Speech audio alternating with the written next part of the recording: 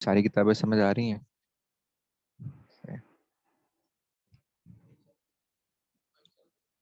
نہیں ابھی چلو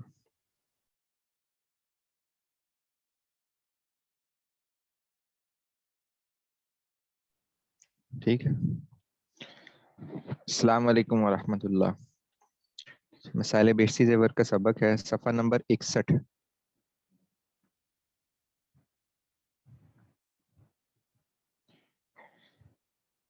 غسل کے فرائض کا بیان چل رہا تھا کہ غسل میں کون کون سی چیزیں فرض ہیں، اس سے متعلق مسائل شروع ہوئے تھے. تو یہ صفحہ نمبر 61 پہ درمیان میں مسئلہ عورت کو، یہاں سے آج سبق ہے. اچھا، مسئلہ عورت کو پیشاب کی جگہ آگے کی کھال کے اندر پانی پہنچانا غسل میں فرض ہے. اگر پانی نہ پہنچے گا تو غسل نہ ہوگا. اگر مرد کا ختنہ نہ ہوا تو اس کا بھی یہی حکم ہے کہ اگر کھال کے کھولنے میں دقت نہ ہو تو کھال کے اندر پانی ڈالنا فرض ہے، اور اگر دقت ہو تو فرض نہیں. اس میں اصول یہ کہ جسم کا جو ظاہری حصہ ہے سارے ظاہری حصے پہ پانی پہنچانا ضروری ہے. ظاہری حصہ اگرچہ کسی وجہ سے چھپا بھی ہوا ہو، مثلا بازو آپ نے بند کیے ہوئے ہوں تو بازو کے اندر بغلوں کا حصہ ہے تو جسم کا ظاہری حصہ شمار ہوتا ہے، لیکن بازوؤں کے بند کرنے کی وجہ سے وہ اندر کو ہوا ہے، تو اس کا بھی بازوؤں کو کھول کر پانی پہنچانا. یا بیٹھے ہوئے ہیں اور ٹانگیں موڑی ہوئی ہیں، اب گھٹنوں کے جو پیچھے والا حصہ ہے یہ بھی ظاہری حصہ ہی جسم کا شمار ہوتا ہے، اگرچہ ٹانگ کے موڑنے کی وجہ سے وہ اندر کی طرف ہوا ہے تو اس کو ٹانگ کھول کر اندر پانی پہنچانا ضروری ہوگا غسل کے اندر. تو اسی طرح پہلے بھی عرض کیا تھا کہ عورت کی شرم گاہ کا ایک حصہ ظاہری حصہ کہلاتا ہے اور ایک اندر کا حصہ ہوتا ہے.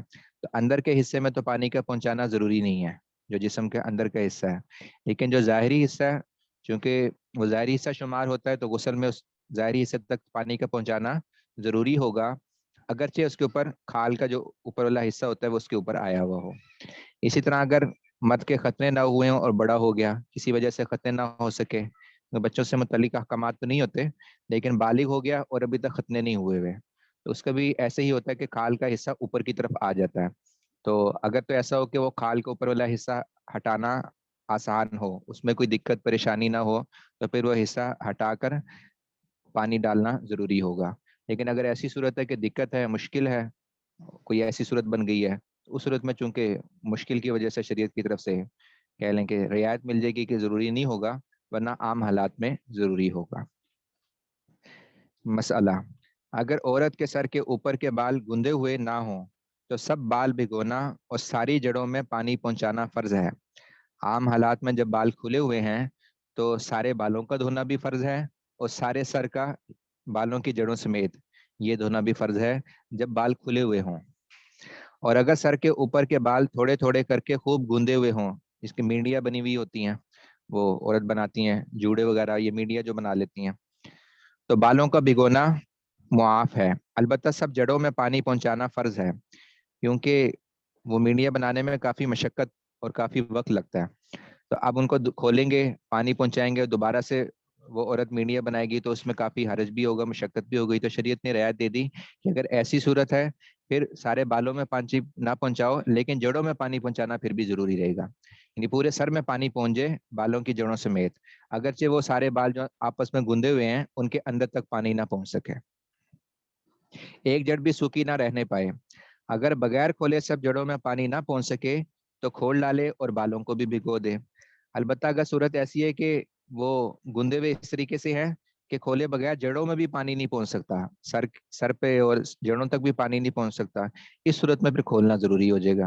اور جب کھولیں گے تو پھر سارے بال بھی دھونا ضروری ہو جائیں گے، کیونکہ بالوں کی رعایت اس صورت میں ملی تھی جب گندے ہوئے ہوں. تو جب کھول دیا تو ان سارے بالوں کا دھونا بھی ضروری ہو جائے گا اور جڑوں تک پانی پہنچانا بھی ضروری ہو جائے گا.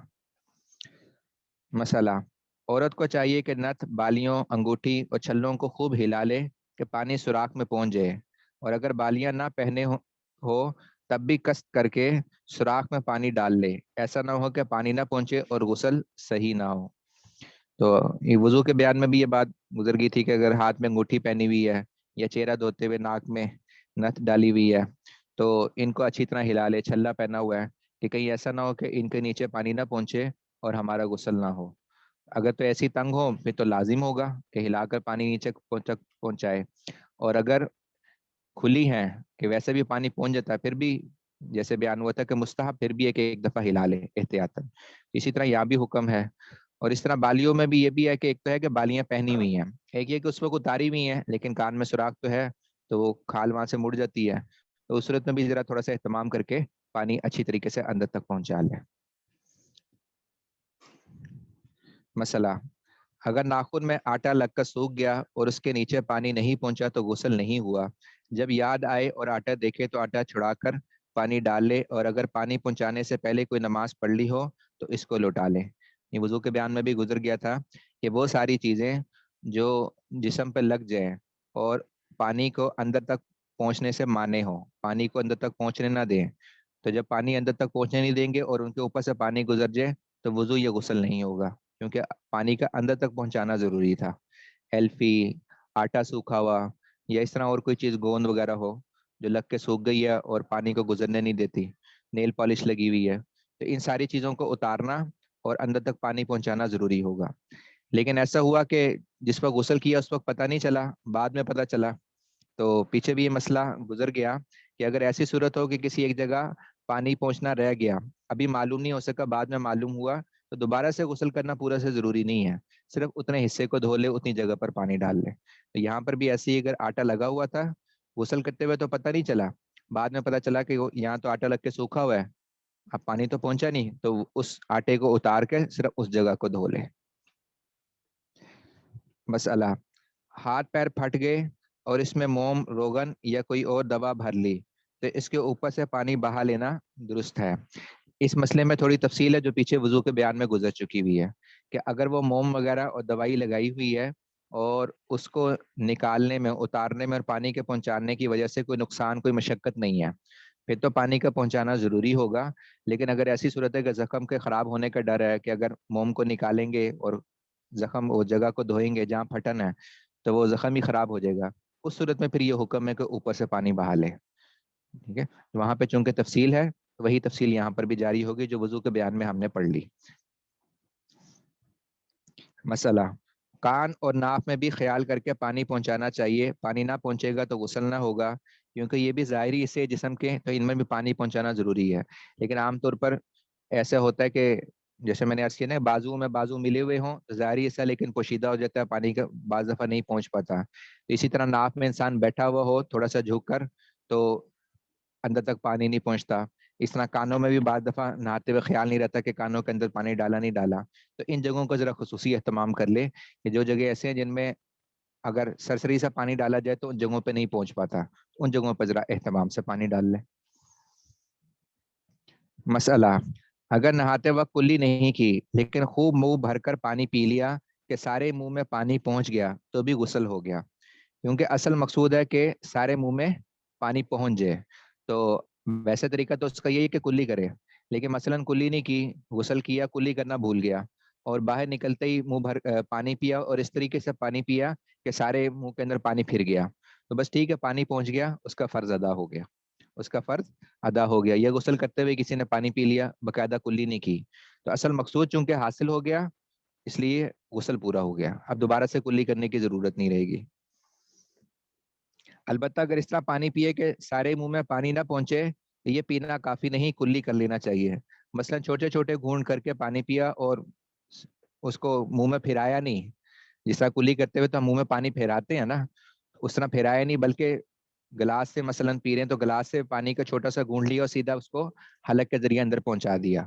اب چونکہ یقینی بات ہے کہ وہ سارے منہ میں پانی پہنچا نہیں ہے، وہ تو صرف ہونٹوں کے ذریعے داخل ہوا اور گلے کے ذریعے نیچے اتر گیا، دائیں بائیں نہیں لگا، تو اس صورت میں پھر ضروری ہوگا کہ دوبارہ سے کلی کر لے۔ لیکن اگر منہ بھر کر پانی پیا تھا، اہتمام سے پانی پیا تھا اور سارے منہ میں پتہ ہے کہ پانی پہنچ گیا، تو وہ یہی پانی کافی ہو جائے گا، دوبارہ سے کلی کرنے کی ضرورت نہیں رہے گی۔ مسئلہ، اگر سر کے بالوں میں یا ہاتھ پیروں میں تیل لگا ہوا ہو کہ بدن پر پانی اچھی طرح ٹھہرتا نہیں ہے بلکہ پڑتے ہی ڈلک جاتا ہے تو اس کا کوئی حرج نہیں ہے، جب سارے بدن اور سارے سر پر پانی ڈال دیا تو غسل ہو گیا۔ یہ وضو کے بیان میں بھی عرض کیا تھا کہ بعض چیزیں ایسی ہوتی ہے کہ جو پانی کو سرایت کرنے سے، نیچے تک پہنچنے سے مانے نہیں بنتی، ان میں ایک تیل بھی ہے، تیل اگر کسی جگہ لگا بھی ہو اور اس کے اوپر پانی ڈالا جائے تو وہ پانی نیچے تک پہنچ جاتا ہے۔ البتہ چونکہ وہم ہو سکتا ہے کہ تیل والی جگہ پہ پانی ٹھہرتا نہیں ہے، عام جگہ جسم ویسے حصے پر ڈالیں گے تو تھوڑی دیر وہ گیلی رہتی ہے اور پتہ چلتا ہے کہ ہاں یہاں پانی پہنچا ہے. تیل والی جگہ پر پانی ڈالیں گے تو پانی لگتے ہی نیچے آگے پھسل کے نیچے چلا جائے گا. تو شبہ ہو سکتا ہے کہ شاید غسل نہ ہو، تو کہہ رہے ہیں کہ کوئی حرج نہیں ہے، کیونکہ جب پانی ڈالا تو لازمی طور پر وہ اندر پہنچ گیا، اگرچہ وہاں ٹھہرا نہیں. اصل مقصود تھا وہاں پر پہنچ جائے اور وہاں سے ایک دفعہ بہہ جائے، تو وہ مقصود جب پورا ہو گیا تو غسل ہو گیا. تو اس وجہ سے شک نہ کرے کہ شاید تیل لگا ہوا تھا اور پانی فوراً بہہ گیا تو پتہ نہیں اندر تک پہنچا نہیں پہنچا. تو اندر پہنچ گیا، کیونکہ تیل پانی کو اندر سرایت کرنے سے رکاوٹ نہیں بنتا. ہاں جی، اگر کوئی اہتمام کر لے، وہ تو ویسے بھی ہے کہ پہلی دفعہ میں جب آزاد ہوئے تو پہلی دفعہ میں تھوڑا سا ہاتھ پھیر لے، ویسے بھی وہ مستحبات میں آگے ذکر بھی ہے. مسئلہ: اگر دانتوں کے بیچ میں چھالیا وغیرہ کا ٹکڑا پھنس گیا تو اس کو خلال سے نکال ڈالے. اگر اس کی وجہ سے دانتوں میں پانی نہ پہنچے گا تو غسل نہ ہوگا، کیونکہ پورے منہ بھر کر کلی کرنا غسل کے فرائض میں شامل ہے. تو پورے منہ کے اندر پانی پہنچے گا تبھی غسل ہوگا. اگر دانتوں میں کوئی ایسی رکاوٹ ہے جس کی وجہ سے پانی نیچے نہیں پہنچ رہا تو غسل نہیں ہوا. اس لیے اہتمام سے اس کو پہلے سے نکال لے، مثلا کوئی چھالیا یا کوئی ایسی چیز پھنسی ہوئی وغیرہ. مسئلہ: ماتھے پر افشاں چنی ہے یا بالوں میں اتنا گون لگا ہے کہ بال اچھی طرح نہ بھیگیں تو گون خوب چھڑا ڈالے اور افشاں دھو ڈالے. اگر گون کے نیچے پانی نہ پہنچے گا، اوپر ہی بیٹھ جائے گا تو غسل نہ ہوگا. اس میں بنیاد وہی ہے کہ جو چیزیں رکاوٹ بنتی ہیں ان کا ہٹانا ضروری ہے. تو گون جو استعمال ہوتی تھی بال وغیرہ میں، وہ یہ عام گون نہیں ہے، درختوں کی جو گون ہوتی ہے. جیسے دانتوں کے بارے میں بھی بتایا تھا کہ مسورات منجن کے طور پر بھی پہلے استعمال کرتی تھی، تو اس طرح کی چیزیں بالوں میں بھی استعمال ہوتی تھی. تو وہ بھی پانی کو آگے نہیں پہنچنے دیتی. تو اگر وہ لگی ہوئی ہے تو ظاہری بات ہے کہ پانی نیچے نہیں پہنچا. اس طرح افشا ہے وہ بھی پانی کو نیچے پہنچنے نہیں دیتا. تو ان چیزوں کا پھر ہٹانا اور اہتمام سے پانی کا پہنچانا ضروری ہوگا. اور اگر نہیں ہٹائے تو لازمی بات ہے پانی نیچے نہیں پہنچا غسل نہیں ہوگا. اگر کسی عورت نے دانتوں پر مسی کی دھڑی جمائی ہے، یہ مسی بھی کہہ لیں کہ یہ منجن کی ایک قسم تھی جو پہلے زمانے میں استعمال ہوتی تھی اور اس کی دانتوں پر تہ جما لی جاتی تھی، اور یہ زینت کے لیے عام طور پر اختیار کیا جاتا تھا یہ والا منجن. جس طرح آج کل ہوتا ہے کہ میک اپ وغیرہ فنکشن میں مختلف چیزیں استعمال ہوتی ہیں، تو اسی طرح پہلے زمانے میں یہ دانتوں پر مسی کی دھڑی جما لیتے تھے. عام طور پر مستورات میں ایسا ہوتا تھا. اس کی بھی پوری طے ہوتی تھی، اور یہ بھی ایسی چیز ہے جو پانی کو اندر پہنچنے نہیں دیتی. تو اگر اس کی دھڑی یعنی طے لگائی ہوئی ہے تو ظاہری بات ہے پھر اس کا اور غسل کی ضرورت ہے، غسل کرنا پڑ گیا تو اس طے کو پہلے ہٹانا پڑے گا، دانتوں تک پانی کا پہنچانا پڑے گا، ورنہ پھر غسل نہیں ہوگا. تو اس کو چھڑا کر کلی کرے ورنہ غسل نہ ہوگا. مسئلہ: کسی کی آنکھ دکھتی ہیں اور اس کے لیے اس کی آنکھوں سے کیچڑ بہت نکلا اور ایسا سوکھ گیا کہ اگر اس کو نہ چھڑائے گا تو اس کے نیچے آنکھ کے کونے پر پانی نہ پہنچے گا، تو اس کا چھڑا ڈالنا واجب ہے. اس کا چھڑائے بغیر نہ وضو درست ہے نہ غسل. یہ وضو میں بھی بات گزر گئی تھی کہ ایک ہے کہ وہ آنکھ کے اندر کے حصے میں ہی جو میل وغیرہ نکلتی ہے، آنکھ کے راستے سے کیچڑ نکلتا ہے، اور ایک ہے کہ وہ باہر نکل کے ظاہری حصے پر آ گیا اور اس طریقے سے جم گیا کہ وہ پانی کو نیچے پہنچنے نہیں دے گا. تو پھر اس کا ہٹا کر ظاہری حصے کے پر پانی کا پہنچانا ضروری ہوگا. تو جس طرح وضو میں بات تفصیل سے گزری تھی، اسی طرح غسل میں بھی یہی حکم ہوگا، کیونکہ غسل میں بھی سارے جسم پر پانی، ظاہری حصے پر پانی کا ڈالنا ضروری ہے. تو یہ وضو کے فرائض سے متعلق کہ کتنے فرائض ہیں اور اس سے متعلق جو اہم مسئلے ہیں ان کا بیان ہو گیا. اب آگے غسل کی سنتیں، کہ غسل کی سنتیں کون کون سی ہیں. غسل فرض ہو یا غیر فرض، اس کے لیے یہ چیزیں سنتیں ہیں. غیر فرض سے مراد ہے کہ انسان ویسے غسل کرتا ہے، مثلا گرمی کی وجہ سے، یا جمعے کے دن غسل کرتا ہے، عیدین کے لیے غسل کرتا ہے، ویسے غسل کرتا ہے. تو ان میں بھی یہ چیزیں سنت ہیں. ان سنتوں کا اہتمام کرتے ہوئے ہمیں غسل کرنا چاہیے، چاہے ہم نظافت صفائی کے لیے غسل کر رہے ہیں یا تبرید ٹھنڈک کے لیے گرمیوں میں گرمی لگ رہی ہے اس کی وجہ سے غسل کر رہے ہیں. لیکن ان سنتوں کا اہتمام کریں گے تو انشاءاللہ ہمیں ان سنتوں پر عمل کرنے کا ثواب ملے گا. نمبر 1، غسل کی نیت کرنا. یہ پیچھے بیان ہو گیا تھا کہ نیت فرائض میں شامل نہیں ہے، غسل کے فرائض میں شامل نہیں ہے، البتہ سنت ہے. تو پہلے سے نیت کر لے غسل کی. نمبر 2، ابتدا میں کپڑے اتارنے سے پہلے بسم اللہ کہنا. بسم اللہ کہہ کر، یہ کپڑے اتارنے کی مستقل سنت ہے کہ جب بھی انسان نے کپڑے بدلنے ہو، اتارنے ہو، تو بسم اللہ کہہ کر اتارے.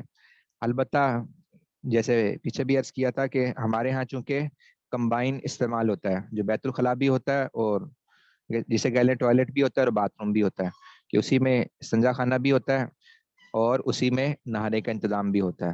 تو وہاں تو پھر بسم اللہ نہیں پڑے گا، یا تو پہلے سے پڑھ لے داخل ہونے سے پہلے ہی، یا اس وقت دل میں پڑھ لے زیادہ سے زیادہ، کیونکہ باتھ روم میں تو بسم اللہ نہیں، اللہ کا نام نہیں لے گا. البتہ اگر کہیں ایسی ہو جیسے بعض گھروں میں ہوتا ہے یا بعض لوگ اہتمام کرتے ہیں کہ دونوں الگ الگ ہوتے ہیں، دونوں الگ الگ ہوتے ہیں، تو وہاں پھر یہی حکم ہے کہ پھر بسم اللہ پڑھ لیں، سنت ہے. نمبر 3. ہاں جی، پہ دعا وغیرہ بھی پڑھ سکتے ہیں. نمبر 3، دونوں ہاتھوں کو گھٹنوں تک دھونا، یہ مکمل طریقے میں بیان ہو بھی گیا تھا، تو یہ سنت ہے. نمبر 4، استنجا کرنا، خواہ استنجے کی جگہ نجاست لگی ہو یا نہ لگی ہو. ٹھیک ہے، نجاست لگی ہو تب تو ویسے ہی ضروری ہوگا، نجاست کا صاف کرنا تو ضروری ہے ہی، لیکن اگر نجاست نہیں لگی ہوئی تب بھی سنت ہے کہ پہلے استنجا کر لے. نمبر 5، جسم پر کسی جگہ نجاست لگی ہو اس کا دھونا، اس کو دھو ڈالے. نمبر 6، وضو کرنا. نمبر 7، سر اور تمام بدن پر 3 بار پانی ڈالنا، یہ بھی مکمل طریقے میں یہ باتیں عرض کر دی تھی. نمبر 8، جس ترتیب سے اوپر کی سنتیں بیان ہوئی اسی ترتیب سے ادا کرنا، یعنی سب سے پہلے نیت ہوگی، پھر کپڑے اتارے گا، بسم اللہ کہے گا، پھر ہاتھوں کو دھوئے گا، پھر استنجا کرے گا، پھر جسم سے نجاست ہٹائے گا، پھر وضو کرے گا، اور آخر میں سر پر اور تمام بدن پر 3 بار پانی ڈالے گا. تو اسی ترتیب کے ساتھ کرنا یہ بھی ایک مستقل سنت ہے. نمبر 9، جسم کے تمام اعضاء کو پہلی مرتبہ میں ملنا، یعنی ان پر ہاتھ پھیرنا تاکہ سب جگہ پانی اچھی طرح پہنچ جائے، کہیں سوکھا نہ رہے. تو یہ مکمل طریقے میں بھی بیان ہوا تھا کہ پہلی مرتبہ جب پانی ڈالے تو ساتھ ہاتھ بھی مل لے، ہاتھ پھیر بھی لے، جس حصے میں پانی ڈالا ہے اس حصے میں ہاتھ پھیر لے تاکہ پانی اچھی طرح ساری جگہوں پر پہنچ جائے. نمبر 10، ایسی جگہ پر نہائے جہاں اس کو کوئی نہ دیکھے، اس کا اہتمام کرنا چاہیے. تو یہ غسل کی موٹی موٹی 10 سنتیں ہیں، ان کا بھی اہتمام ہونا چاہیے. غسل کے مستحبات، تو یہ سنتیں ہو گئی، آگے مستحبات کا بیان ہے. نمبر 1، تواتر کے ساتھ پانی بہائے، یعنی تمام اعضائے بدن کو اس طرح دھوئے کہ جسم اور ہوا کے معتدل ہونے کے زمانے میں ایک حصہ خشک نہ ہونے پائے کہ دوسرا دھل جائے. جیسے وضو کے بیان میں یہ بات گزری تھی کہ پے در پہ یہ مسلسل وضو کرنا وضو کی سنتوں کے اندر شامل ہے، اور اس پے در پر مسلسل وضو کرنے کی تفصیل کیا بیان ہوئی تھی. اس کا مطلب کیا بیان ہوا تھا کہ ایک عضو کے خشک ہونے سے پہلے دوسرا عضو دھو ڈالے، تو یہ سنت ہے. ورنہ اگر بیچ میں وقفہ آ بھی گیا تو وضو پورا ہو جائے گا. اسی طرح اگر غسل میں ہوا کہ سر پر پانی ڈالا، اس کے بعد کسی اور کام میں مشغول ہو گیا، پھر دائیں حصے پر پانی ڈالا، پھر کسی اور کام میں مشغول ہو گیا، پھر بائیں حصے پر پانی ڈالا، اب سارے جسم پر پانی تو بہ گیا، غسل تو ہو گیا، لیکن یہ بیچ میں جو کسی اور کام میں مشغول رہا اور بیچ میں وقفہ ہو گیا، ٹھیک ہے، یہ سنت کے خلاف ہے، یہ ٹھیک ہے، یہ مستحب کے خلاف ہے. تو اس لیے مستحب یہ ہے کہ مسلسل غسل کریں. اور اس میں یہ بات بھی عرض کر دی تھی کہ یہ جو مراد ہے کہ ایک اس کے خشک ہونے سے پہلے دوسرا اس دھو ڈالے، اس سے مراد عام حالات میں ہے، یعنی اگر ہوا اعتدال کے ساتھ ہو، گرمی اعتدال کے ساتھ ہو تو اس صورت میں مراد ہے. لیکن اگر کہیں صورت ہے کہ ہوا اتنی تیز ہے کہ اس کو بیچ میں وقفہ ہی نہیں ملتا، ابھی جیسے سر پہ پانی ڈالا، ہوا کی وجہ سے وہ خشک ہو گیا کہ دائیں طرف پانی ڈالنے کی نوبت ہی نہیں آئی تھی، تو اس سے فرق نہیں پڑے گا. یہ مراد ہے کہ عام حالات میں اتنی دیر کرنا جس کی وجہ سے پانی خشک ہو جائے ایک حصے کا، پھر دوسرا حصہ دھونا، تو یہ مراد. البتہ وضو کے اندر اس کو سنت شمار کیا گیا اور غسل کے مستحبات میں یہ شامل ہے. نمبر 2، غسل کے بعد تولیہ وغیرہ موٹے کپڑے سے اپنے بدن کو پونچھ ڈالے، لیکن اگر مجبوری نہ ہو تو بہت مبالغہ نہ کرے تاکہ اس کے اعضاء پر غسل کا کچھ اثر باقی رہے. ٹھیک ہے، تو پونچھ سکتے ہیں، غسل کے بعد تولیہ وغیرہ استعمال کر سکتے ہیں، لیکن اتنا مبالغہ کرنا ضرورت نہ ہو تو. ایک یہ کہ ٹھنڈ ہے، بیمار ہے، کوئی مسئلہ ہے، اچھی طرح اس کو خشک کرنا ہے تاکہ ٹھنڈ نہ لگ جائے یا کوئی مسئلہ بیماری نہ بڑھ جائے، وہ تو علیحدہ بات ہے. لیکن عام حالات میں بہتر یہ ہے کہ اگر تولیہ وغیرہ استعمال بھی کیا ہے تو اپنے جسم کو خشک کر لے، لیکن اتنے اہتمام سے نہ کرے کہ بالکل بھی غسل کا کچھ اثر باقی نہ رہے، بلکہ ہلکا پھلکا اثر باقی رہ جائے، موٹا جسے کہتے ہیں موٹا موٹا خشک کر لے. ٹھیک ہے، بالوں کو، جسم کو موٹا موٹا خشک کر لے تو یہ ٹھیک ہے. اور یہ اثر والی بات اس لیے کی گئی ہے کہ یہ وضو اور غسل کے اندر ایسے کہ جتنی دیر تک اثر رہے گا تو ثواب ملتا رہے گا. ٹھیک ہے، اس لیے تھوڑا سا بے شک اثر چھوڑ دے تاکہ ہمیں فضائل حاصل ہو جائیں. نمبر 3، غسل کے بعد برتن ڈھانپنے میں بہت جلدی کرے، یہاں تک کہ اگر وضو کرتے وقت پیر نہ دھوئے ہوں تو غسل کی جگہ سے ہٹ کر پہلے اپنا بدن ڈھکے، پھر دونوں پیر دھوئے، ٹھیک ہے نا؟ تو انسان کہہ لیں کہ کپڑے اتارنے کی حالت برہنہ حالت میں بہتر یہ ہے کہ کم سے کم اس کا وقت ایسا ہو جو برہنہ حالت میں گزرے مجبوری کی وجہ سے۔ اب غسل کے وقت یہ ضروری تو ہوتا ہے، مطلب میں اب کرنا تو پڑتا ہے کہ سارے جسم پر پانی ڈالنا ہے، اچھی طرح اہتمام سے نہانا ہے، تو کپڑے تو اتارنے پڑیں گے، لیکن یہ بقدر ضرورت ہو۔ جیسے ہمارا غسل پورا ہو گیا تو سب سے پہلے ہماری کوشش ہو کہ ہم کپڑے پہن لیں۔ اور پیچھے جو عرض کیا تھا کہ اگر ایسی جگہ پر غسل کر رہا ہے کہ پانی وہاں کھڑا ہو رہا ہے تو اس صورت میں حکم ہے کہ وضو کرتے ہوئے پیر نہیں دھوئے گا، بلکہ آخر میں غسل والی جگہ سے ہٹ کر پاک جگہ پر پیر دھوئے گا۔ تو اگر ایسی صورت ہے تب بھی بہتر ہے کہ پہلے کپڑے پہن لے، اپنے جسم کو کم از کم سطر کو ڈھانپ لے اور پھر جا کر وہ پیر دھو لے۔ اگر مکمل نہیں بھی پہن سکتا تو سطر کو ڈھانپ لے اور پھر جا کر پیر دھوئے۔ نمبر 4، اگر انگوٹھی چھلے ڈھیلے ہوں کہ بغیر ہلائے بھی پانی پہنچ جائے تو ہلانا واجب نہیں، لیکن ہلا لینا مستحب ہے۔ تو اگر تو اس کے بغیر پانی پہنچتا ہی نہیں پھر تو واجب ہوگا، لازمی ہوگا، کیونکہ اگر نہیں ہلائے گا تو غسل ہی نہیں ہوگا۔ لیکن اگر ڈھیلے ہیں، پتہ ہے کہ پانی پہنچ جاتا ہے، پھر بھی مستحب ہے کہ ایک دفعہ ہلا لے احتیاطاً، تاکہ کوئی کمی نہ رہ جائے۔ غسل کے مکروہات۔ نمبر 1، ننگے ہو کر نہانے میں قبلہ رخ ہونا، کہ برہنہ حالت میں نہا تو سکتے ہیں لیکن پھر اس حالت میں بہتر ہے کہ قبلہ رخ نہ ہو۔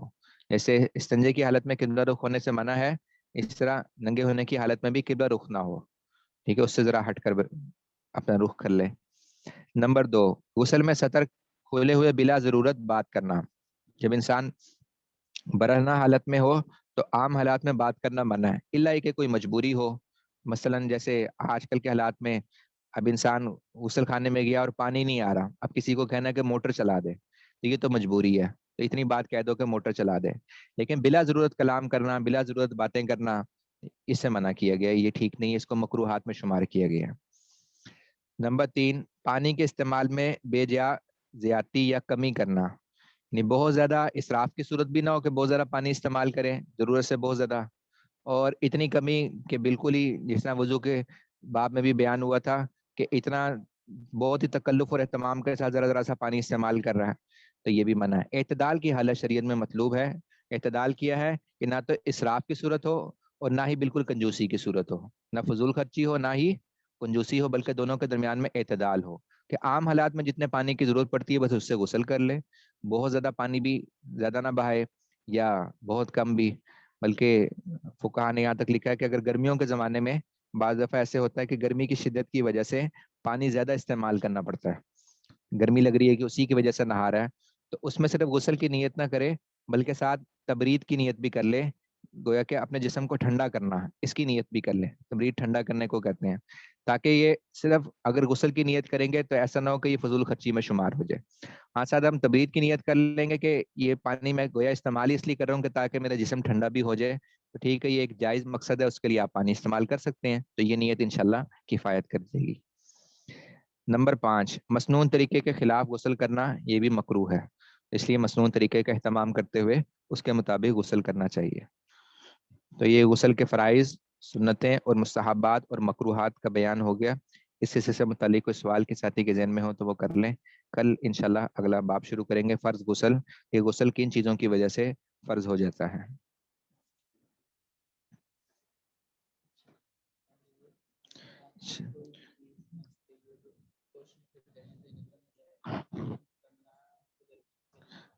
چلیے کچھ سوالات ہیں۔ پہلا سوال ہے کہ اگر دانتوں میں کوئی چیز پھنس گئی ہو، نہیں پہلا کدھر ہے، اگر دانتوں میں روٹی پھنسی ہو تو اس کا غسل میں کیا حکم ہے؟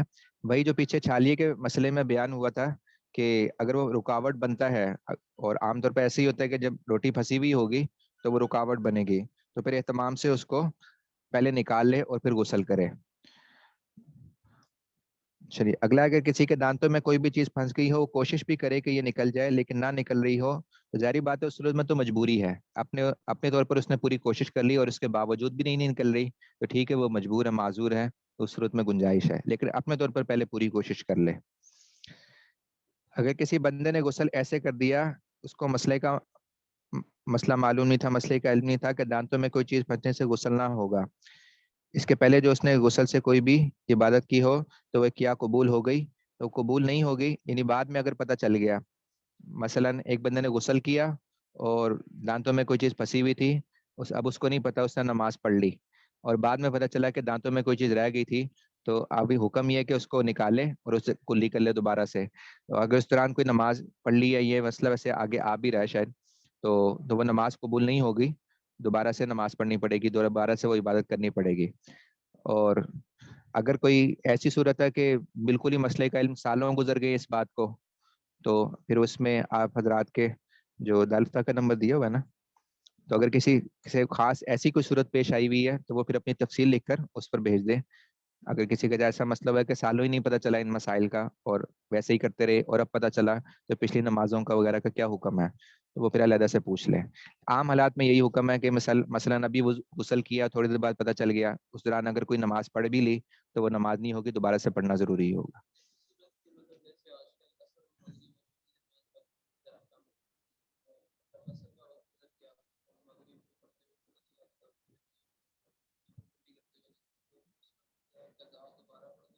ہاں جی، دوبارہ قضا کرنی پڑے گی، یعنی بعد میں بھی اگر تھوڑی دیر بعد پتہ چل گیا اور نماز قضا ہو گئی تھی تو تب قضا کرنی پڑے گی.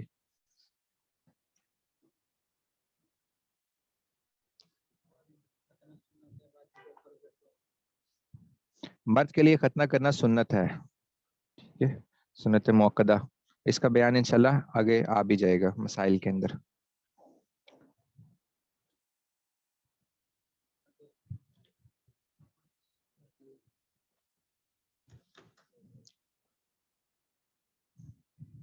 ٹھیک ہے، السلام علیکم.